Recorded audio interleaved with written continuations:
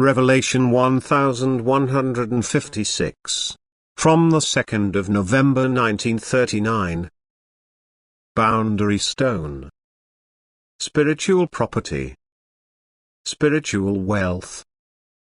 The boundary stone will always be set where one property ends and another property begins, because this boundary stone should prevent quarrels and disputes. It should testify to the rights of each possessor and prevent disputes from arising for the sake of property, the settlements of which would be unmistakably difficult.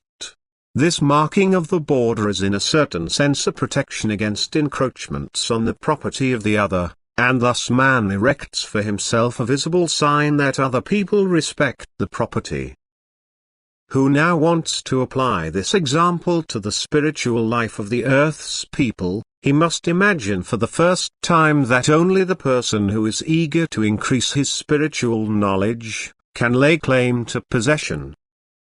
But he will never need to set a limit to this knowledge, and even less will his possession be disputable and thus be reduced by his fellow man, because if the latter appropriates spiritual wealth, it will not diminish the possession of the former, because the spiritual property of man is indivisible and yet again communicable to all people.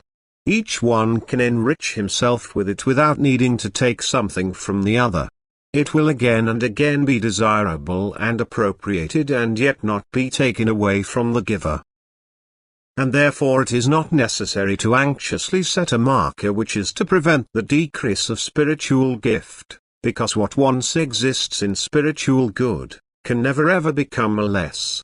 And so also in the spiritual kingdom, one being will never be able to harm the other, but it will only be a competition among each other to receive spiritual goods in order to increase spiritual wealth, and the being will be able to do this without this being harmful or detrimental to other beings.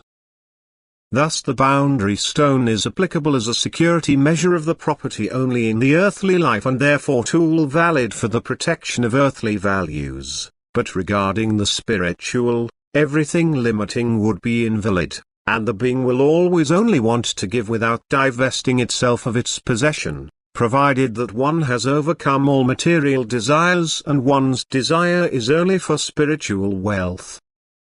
Amen.